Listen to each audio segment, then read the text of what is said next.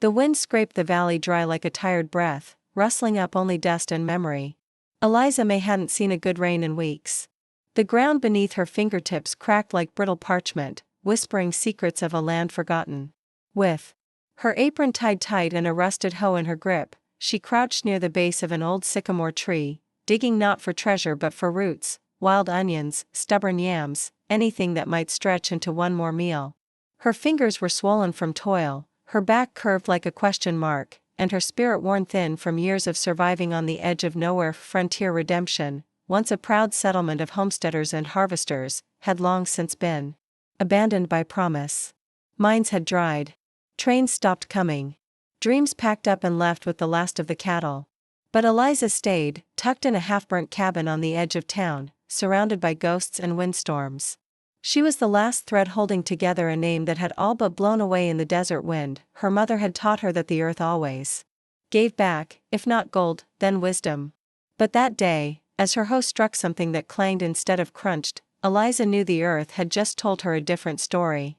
She dropped the hoe and clawed the dirt with both hands, frantic, until the brown crust peeled away to reveal a vein of silver, dull and unpolished, but unmistakably real. For a long second, she stared, blinking through sweat and disbelief, until her breath hitched and tears threatened to fall. It wasn't just silver. It was survival. It was a voice she hadn't heard in years whispering, "You're not done yet," but nothing in Eliza's world came without consequence. She quickly covered the silver, heart pounding, instincts on fire. Secrets in towns like Redemption had a way of crawling into the wrong ears. And silver didn't just buy bread. It bought attention, danger, and the kind of strangers who asked too many questions. She returned to her cabin that night with trembling hands and a racing mind. The firewood crackled, the tin roof groaned, and yet everything sounded quieter than usual, like the world itself was holding its breath. Eliza didn't sleep. She sat by the window, clutching her kerosene lamp like a lifeline, eyes wide, watching shadows move across the plains. The silver was still out there, buried under loose soil and centuries of forgotten hope. But the weight of its promise had already crept into her chest. The next morning, rumors stirred like ashes in a dying hearth. The old Jenkins boy, a drunk who hadn't worked a day sober in years, claimed he'd seen Eliza diggin' where she didn't belong. No one paid him much mind, until he mentioned the shine of something metallic. By noon, 2 more men had passed by her land with curious glances, and by sunset, a rider was seen galloping west, headed for the city. The chain had begun. Eliza knew she had to act before greed came knocking in boots and rifles. But she didn't know whom to trust, if anyone. She spent her days pacing the edge of her claim, half mad with anticipation, and her nights whispering prayers to ancestors who once braved wagons, famine, and war. The silver, as beautiful as it was, felt like a burden tied to a ticking clock. 3 days later, he arrived. No one saw him come, but by morning, a dark horse stood tethered outside the burned blacksmith's shop, and a man in a charcoal coat stood silently at the old town well. He didn't speak. Didn't tip his hat. Didn't even drink. Just stood there, watching. The townsfolk who remained, mostly scavengers and old-timers, avoided him like a plague. They whispered about him in corners, a taxman, a ghost, a debt collector. Eliza just called him trouble, but something about his stillness unnerved her. He wasn't watching the town. He was watching her land. That night, lightning danced on the horizon. The storm never came, but the pressure hung thick. Eliza went back to the sycamore, holding a lantern and a shotgun. She had to see the silver again, make sure it hadn't vanished like so many other dreams. She dug carefully this time, uncovering the glint with a reverence usually reserved for graves. The vein was wider than she remembered, running deeper and shining brighter beneath the lantern's flicker. It looked alive. Behind her, a boot snapped a twig. Eliza spun around, but no one stood there, just wind, just night, just questions. But in that instant, she knew, someone else knew, and Frontier Redemption was no longer sleeping. The morning came not with the sun, but with silence, the kind that grips a place like a clenched fist. No birds. No wind. No breath from the trees. Just a creeping stillness that made every nail in the cabin groan louder and every footstep echo like thunder. Eliza had barely slept. She sat with her boots on, shotgun resting across her lap, and her eyes fixed on the path leading to the old sycamore. The stranger hadn't returned to his horse. The beast stood tethered as if frozen, unmoved, untouched. No tracks around it, no signs of life in the dust. But Eliza knew what she felt the night before. Someone had followed her to the dig site. Someone had seen the silver dot by noon. She stepped outside, breath sharp, heart drumming like a war cry in her chest.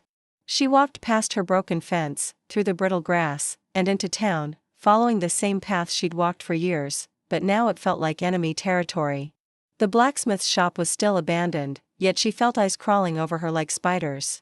3 men stood by the saloon porch, pretending not to notice her, but each fell silent the moment she came close. On the way back, the preacher's wife gave her a nod that looked more like pity. Word had spread, silver wasn't a secret anymore. Back at the tree, she found something that chilled her marrow. A single rock, freshly placed at the base of the trunk. And beneath it, a piece of parchment, held down by a rusted horseshoe nail. She unfolded it with shaky fingers. No words, just a drawing. A map. Marked with a red X where the silver vein began. And below it, in careful ink, a symbol she hadn't seen since her father was alive, the mark of the old Redemption Mining Company. A company long thought dead. Eliza stumbled back, nearly dropping the page. That company had vanished a decade ago after a scandal that bankrupted half the county and drove her father to an early grave. She remembered the day they took their land, the day she stood crying while wagons of equipment rolled off like funeral processions. Her mother had cursed them with salt and fire. Her father had stayed silent, heartbroken. That same mark now stared back at her like a warning from the past. Whoever the stranger was, he wasn't just here for silver. He was here for the past, and Redemption's ghosts were waking up. The next day, men began arriving one by one.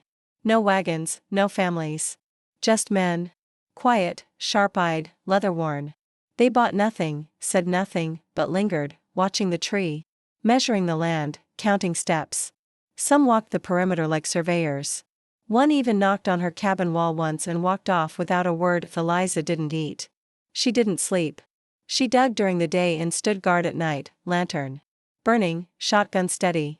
She didn't know who to fear more, the stranger, the silent investors, or herself. Because the silver had awakened something inside her. Something fierce. Something ready to fight. And then, on the 4th morning, the investor returned. He walked up to her fence like he owned the world. No introductions. No words. Just a folded document held out like a sermon. It was a deed. Eliza scanned it, eyes wide. The land was in her name, but beside it, stamped in dark ink, was a partnership offer. 50%. No lawyers. No pressure. Just an invitation. She looked up, but he had already walked away. No nod. No gesture. Just vanished into the morning fog. Eliza didn't sign, not yet. Instead, she walked to her father's grave, just beyond the barn where the roof had caved in last winter. She knelt by the cracked stone, the name barely visible now. She didn't cry. She didn't pray. She just whispered one word, soon. Because this wasn't just about silver anymore. It was about blood. About memory. About taking back what was stolen, not just from her, but from every soul who had once called Redemption home. That night, she dug again, this time with purpose. She exposed the full vein, followed its winding path through roots and rock. It stretched far, deeper than she imagined. And just as she reached the edge of her lantern's glow, she found something else: wood, rotten, splintered timber, and beneath it, metal. A collapsed shaft. She had rediscovered one of the original mine entrances, buried by time and shame. Eliza's breath caught. This wasn't just a vein. This was the motherlode. But as she stood there, hands trembling, heart pounding with the rush of destiny, something made her freeze. From the ridge behind the tree, a flicker. A lantern. She wasn't alone. Redemption was watching, and the real story was only just beginning. By dawn, the air had changed. Not cooler, not warmer, just heavier. Like the land itself was bracing for something it remembered too well. Eliza stood alone at the mouth of the collapsed shaft, lantern flickering against the exposed bones of timber and rusted track rails. The silver vein had led her here. But what she had uncovered was no mere ruin, it was history carved in betrayal. Her father used to say that the land remembers what men forget. And now, it seemed the land was whispering all its secrets to her. One stone at a time, she took the folded deed from her coat pocket, smoothing the creases with slow fingers. 50%. It sounded generous, fair even. But fair wasn't the language this town spoke. Fair didn't explain why a mining empire collapsed in silence, why families like hers were driven out with empty promises and unpaid wages. Fair didn't. Dig this hole, the stranger's offer burned in her hands. By mid-morning, Eliza had made her choice. She wouldn't sign. Not without answers. Not with redemption still bleeding beneath her boots. She carried the deed into town, walked past rusted storefronts and faded signs, all the way to the chapel steps, the one place the town still pretended to believe in justice. She pinned the paper to the doors with a nail and a stone, letting the wind carry the message loud and clear. Eliza May wasn't for sale, the townsfolk noticed, some nodded in quiet respect. Others turned away, but by sundown, a fire had been lit. Literally, she saw the smoke from her cabin, thick and black and rolling over the western ridge. Someone had set fire to the shed near the mine. The same one where she stored tools and maps, records and markings. Everything she'd found, gone in a plume of spite and warning. Eliza ran, lungs burning, heart hammering in her chest like a war drum. By the time she reached it, the shed was nothing but cinders. No one in sight. No footprints. Just smoke curling. Up into the night like a prayer gone unanswered, she dropped to her knees, covered in soot and disbelief. They weren't trying to steal the mine, they were trying to erase it. The truth, the claim, the chance of rebuilding. Everything, but they hadn't erased her. That night, she didn't light the lamp. She sat in the dark, shotgun against her thigh, eyes locked on the distant glow of the fire's remains. Something in her broke, but not in surrender. In resolve, the next day, she returned to the shaft. If they wanted it hidden, she would make it known. She dug deeper, cut through the roots that tried to hold it shut. She rebuilt the entrance beam by beam, using what timber she could salvage. And when her arms gave out, she dragged herself to the ridge and planted a single stake in the ground, a red cloth tied to its top, flapping in the wind. A claim, official, public, irrefutable, and just like that, the rules changed. 2 days later. The silence ended, the stranger returned, this time not alone. He arrived in a black carriage, no horses, just stillness and presence. Beside him stood a woman in a navy coat, sharp-eyed, clipboard in hand. A lawyer. Government seal on her lapel. She didn't smile. Didn't nod.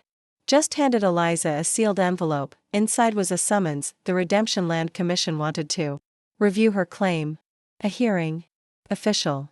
In court, that night, she barely slept. Memories churned like smoke. Her father's face the day the mine was shut down, her mother's voice warning her about silver that glitters too loud. She had no lawyer. No funds. Just a truth she could barely hold in her hands, and a town that had already chosen silence over justice for far too long. The morning of the hearing, she dressed in her father's old coat. The cuffs were torn, the buttons loose, but it smelled like cedar and sweat and every lesson he never got to finish teaching her. She rode into the city on a borrowed horse, papers clutched to her chest, boots caked in the mud of redemption. The courthouse loomed like a monument to men who forgot how to listen. Inside, the room was full, investors, officials, strangers who smelled like ink and ambition, and in the far back corner, him, the silent investor, watching. The judge entered. Papers shuffled. Names were called. Eliza stood last. She rose. Alone, and spoke with a voice that trembled, but didn't break. She told them everything. About the tree. The vein. The shaft. The deed. The fire. Her father. The families who never got their due. The land that remembered when no one else would. When she finished, the room sat still. Not in judgment. In shock. And then came the question, was she willing to sell? Eliza looked to the back of the room. The stranger still hadn't moved. She raised her chin. No, she said, not in words, but in presence, and the wind outside howled through the city streets, as if redemption itself had risen to answer. A single gavel crack broke the air like a gunshot. The courtroom went silent, but the silence was different now, charged, uncertain. Eliza stood in the middle of it, breath shallow, heart steady.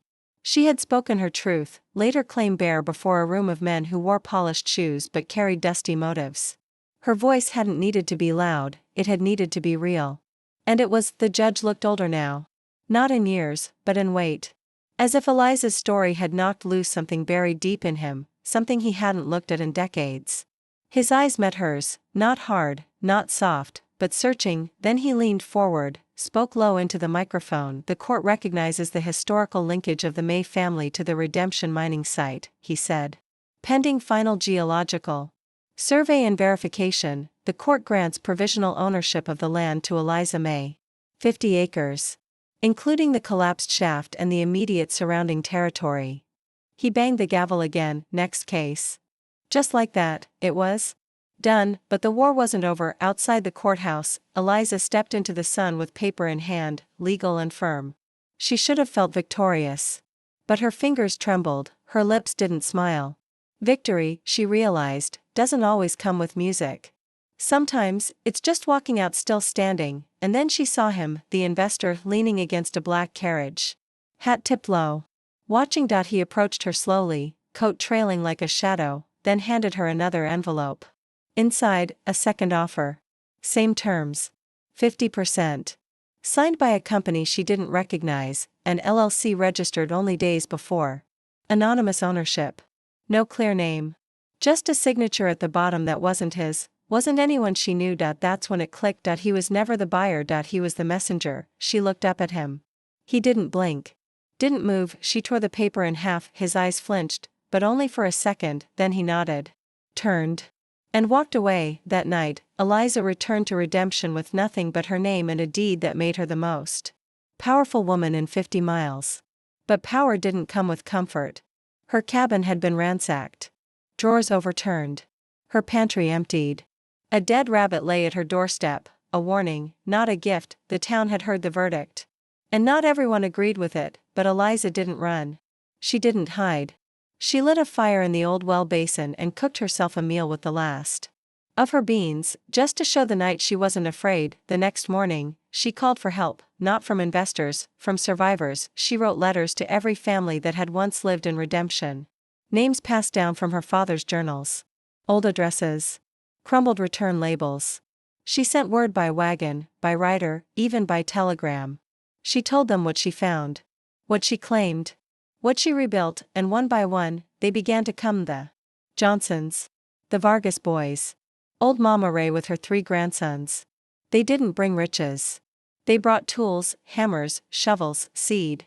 They came not for silver, but for redemption. Together, they cleared the shaft, reinforced the beams, tested the soil, and on the 7th day, when the sun burned hottest and the winds finally blew kind, they struck silver again. This time deeper. Purer. A vein wide enough to make the ground hum. They cheered. But Eliza didn't. She stood back, watching it glint under the lantern light, quiet as stone, because she knew what silver did to men. She made rules. The mine would not be sold as shares. Would only go to families who lived on the land. No strangers.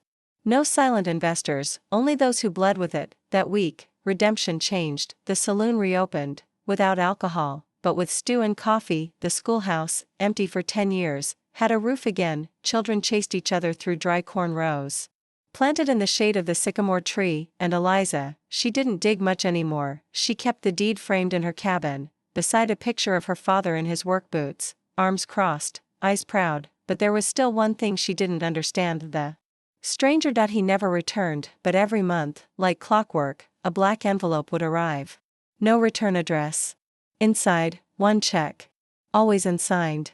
Always refused. And then, on the 3rd month, instead of a check, a photograph. A mine shaft, but not hers. Another. Half buried in the hills beyond Redemption, bigger, deeper, untouched. On the back. A single sentence. What you started isn't finished. Eliza stared at it long into the night, and somewhere, deep in her bones, she felt it again. The land still had stories to tell, and she would be the one to dig them out. The photo sat like a heartbeat beneath Eliza's pillow for days. She couldn't sleep without touching its edge, couldn't cook without catching herself glancing at its lines. The shaft in the picture looked older than hers, wider, darker, with timbers warped from age or fire. Its surroundings were unmarked, untamed, like it hadn't seen a soul in half a century. There were no coordinates, no signs, no name. Just that message on the back. What you started isn't finished. By the 5th night, Eliza couldn't take it anymore. She rose before dawn, saddled her horse, and packed nothing but a lantern, rope, and her father's worn pickaxe. She left a note on the cabin door, gone searching. Hold the line. Then she rode west, toward the hills the old folks once called the Devil's Knuckles. No one mined there. No one built there. Stories said the rock cursed the men who dared chip it. But stories had lied before. She found the place by instinct. Or maybe fate. It was just like the photo, half swallowed by vines and time, the mouth of the mine yawning open like a secret too old to speak. Eliza tied her horse to a tree and stepped inside, the lantern's flame chasing shadows along the walls. The air was thick, damp, filled with the smell of rot and rust. And deeper still, something else, oil. Machinery. Someone had been here recently. She moved slowly, each step echoing like a drumbeat, until she saw it. A tunnel cleaned, reinforced, silent, and in its center, a table. A lantern, and a journal. She approached carefully, hands trembling, heart thudding like it had the day she found her first vein of silver. She opened the journal. Inside, page after page, her name, dates, notes, diagrams of her land, sketches of redemption, letters never sent. Every step she had taken, tracked and recorded by someone who had never spoken a word. And then, finally, a page that made her stop breathing. Eliza May's father never knew the true map. They took the mine, but not the core. The core was hidden by me. Because some wealth should never belong to liars. The signature at the bottom wasn't one she knew, but next to it, a photo. Of her father, and beside him, a younger version of the silent investor. They had worked together once, before it all burned. Eliza stumbled back, breath ragged, mind reeling. This was never about profit, this was penance. The investor hadn't come to buy the land. He'd come to return what he once helped destroy. Back in redemption, the townsfolk had started calling the new shaft May's Hope. The silver was flowing. Not fast, but steady. Enough to rebuild. Enough to breathe. Children had desks. Mothers had kitchens. The saloon had a piano again, and yet, Eliza had disappeared for 3 days. She didn't return. When she finally rode back, covered in dust and mystery, the people watched her like a storm cloud arriving with rain. She said nothing. Just unpacked her saddle, locked the photo and the journal in her cabin, and sat by the fire. At dusk, she stood on the ridge above the mine and addressed the town, not with a speech, but with a story. She told them there was another shaft, that redemption didn't end with one vein, that their future wasn't built on a single strike, but on truth, grit, and forgiveness. She didn't name the investor. She didn't need to, but she did say this: we don't sell what we bled for. We build on it. Together.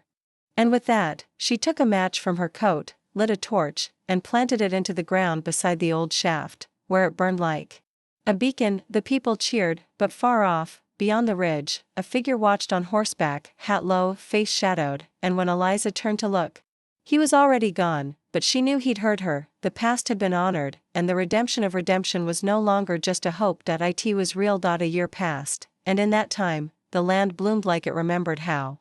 The wind carried laughter instead of warnings. The mine, once a wound in the earth, became a heartbeat, steady and shared. Eliza May, once the lone woman digging for roots in silence, now stood at the center of a town reborn from ash and betrayal. Redemption was no longer just a name. It was a promise. The new schoolhouse rang with morning bells. Families returned, built homes from timber and memory. The church held weddings again.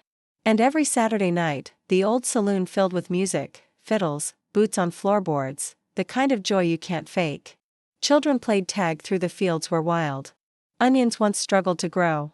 And above it all stood the shaft they called May's Hope, guarded by hand-carved signs and protected by people who knew what loss felt like. Eliza didn't wear fine clothes. She wore her father's coat, stitched and patched, with the same pickaxe strapped to her back. But now, when she walked the streets, men tipped hats with respect, not pity. Women smiled and passed her bread, not questions. Even the doubters, the ones who'd once circled her land like vultures, came with open hands, hoping for work, not war. She gave it to them, not because she forgot what they tried to take, but because redemption was never built on revenge. It was built on return. And then, one morning, a letter arrived. No envelope. No seal. Just folded parchment, placed on her porch under a stone that glinted with dusted silver. Inside, a single line: the third shaft is yours now. The map lies with the roots. No name, but the handwriting, unmistakable. It was him, the investor, the ghost with a pen. Eliza rode to the sycamore tree before noon. She dug not with haste, but with care, like opening a door instead of forcing one. Just under the roots, she found it, a leather pouch, weathered but strong. Inside, a rolled parchment. And a coin, an old company token stamped with the redemption mining insignia, cracked down the middle. On the map, 3 marks glowed and red. She already knew the first 2. The third was deeper, buried beneath what was once the town's old church, burned down in a thunderstorm 5 years before she was born. It was land she now owned. By dusk, the town gathered, as they always did, around the fire pit in the square. Eliza stood with the map in one hand, the coin in the other. She didn't speak of riches. She spoke of roots, how the land remembers what was taken, and only gives back when it's honored. She didn't call for miners, she called for builders. She asked for plans, homes, schools, a marketplace where no man could buy silence and no child went hungry. She asked for roads named after mothers, and wells named after fathers. For fences not to keep people out, but to keep stories in. They agreed, together, that night, beneath a sky full of honest stars, they laid the first stone for a new town hall, built not by one hand, but by many. The town kept its name, but its soul was different now, not a whisper of what once was, but a roar of what could be. Eliza May stood by the sycamore at midnight, lantern glowing soft, watching the wind blow through the tall grass like a lullaby. She didn't cry, she smiled, because she finally understood what her father meant when he said the land remembers. It remembered pain, but it also remembered who healed it, and somewhere, far off in the hills, a lone rider paused on a ridge. He watched the flicker of new lanterns in the valley below, then tipped his hat to the wind. Redemption wasn't his story anymore. It was hers, and the light from her land reached farther than gold ever could.